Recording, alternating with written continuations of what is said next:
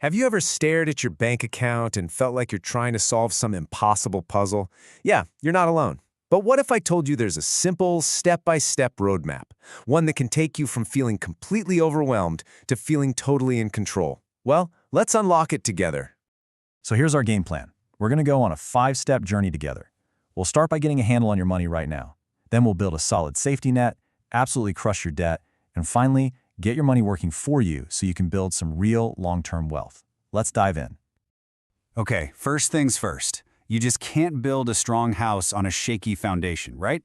That's why step 1 is all about organizing your income by making a budget. And listen, this isn't about restriction, it's about giving your money a purpose, telling every single dollar where to go, instead of wondering where it all went. Now, the easiest way to get started is with a super simple framework, and it's called the 50-30-20 rule. It's really straightforward. 50% of your after-tax income is for your absolute needs, 30% is for your wants, and a really crucial 20% goes straight to savings and paying down debt. So, what goes where? Let's break it down. Your needs, that's the non-negotiable stuff. Your rent, your groceries, your utilities. Wants are, the fun stuff that makes life worth living, like going out to eat or that new streaming subscription. And that all-important savings slice, well, that's your ticket to financial freedom. It's how you're going to pay off debt and start investing for your future. All right, so once we've got our income organized, it's time for the next critical step, building a financial safety net. This is all about being proactive, because when life throws you a curveball, and trust me, it will, you'll be able to handle it without completely wrecking your financial progress. Your safety net actually has 2 key parts. First up is your emergency fund. This is for the true out-of-the-blue disasters, like losing your job or a sudden medical bill. The goal here is to save up 3 to 6 months of essential living expenses. The second part is a sinking fund. This is for the big expenses you know are coming, like holiday gifts, your annual car insurance, or that amazing vacation you're planning. And setting up a sinking fund, it's easy. First, just figure out the future expense and guess its cost.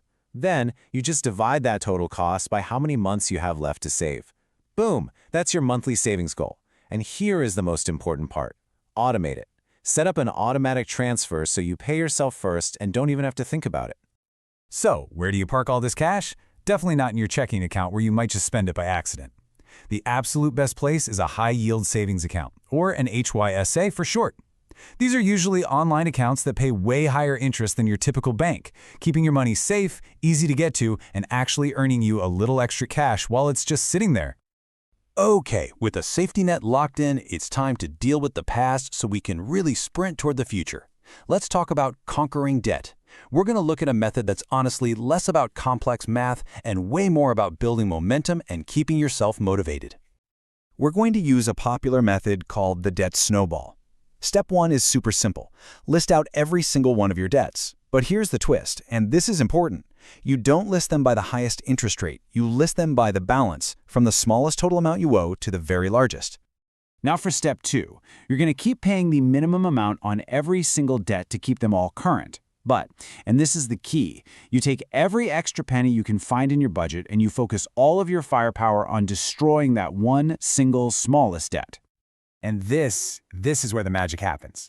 Once that first small debt is gone, poof, you get a quick, powerful win. It feels amazing.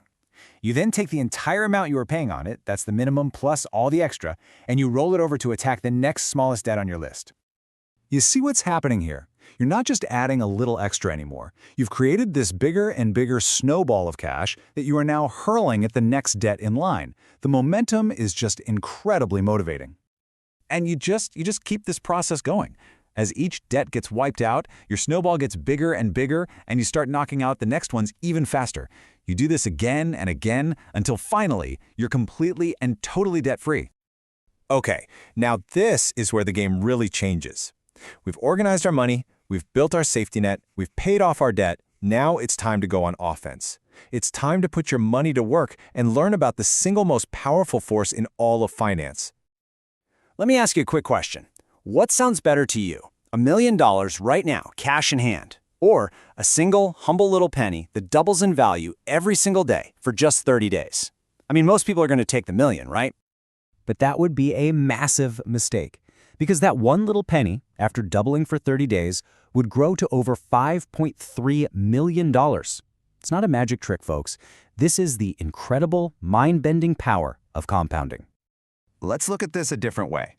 Imagine this is your money. With simple interest, it grows in a straight, predictable line. It's steady, sure, but it's also kinda slow. What if we could do better? Now look at this. This is compound interest. You see that curve just taking off like a rocket ship? The magic here is that your money earns interest, and then that interest starts earning its own interest. It creates this powerful loop that just leads to explosive, exponential growth over time. Hey, don't just take my word for it. Albert Einstein himself supposedly called it the eighth wonder of the world. And he said, "He who understands it earns it, he who doesn't pays it." Understanding this is the real difference between building your own wealth and spending your life paying for someone else to build theirs. So, we know we have to invest to make compounding work for us, but how should we actually approach it? This brings us to our final and maybe most important lesson. You have to play the long game. This chart shows it perfectly. Look, in the short term, the stock market can feel like a total roller coaster. It has amazing periods of growth, we call those bull markets, and some really scary drops, called bear markets. But when you zoom out and look at the big picture, the long-term trend has always been relentlessly upward. Now, it's so tempting to try and time the market, right? To jump in at the bottom and sell at the top. But the data is crystal clear. That is a losing game. Look, the research shows that if an investor missed just the 10 best days in the market over 20 years, their total returns would be cut in half. The cost of just sitting on the sidelines is way too high. This all comes down to the single most important rule of investing, and I want you to remember this. Time in the market is far more important than timing the market. The goal isn't to be a perfect psychic. The goal is just to be a patient participant.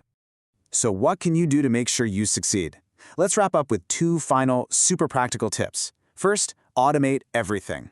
Set up those automatic transfers for your savings and your investments right after you get paid. And second, have a simple review schedule. Just a quick peek at your budget once a month and a review of your big goals once a year is all it takes to make sure you stay on the right path. So there you have it. We've covered the entire journey, from organizing your very first paycheck to making your first investment.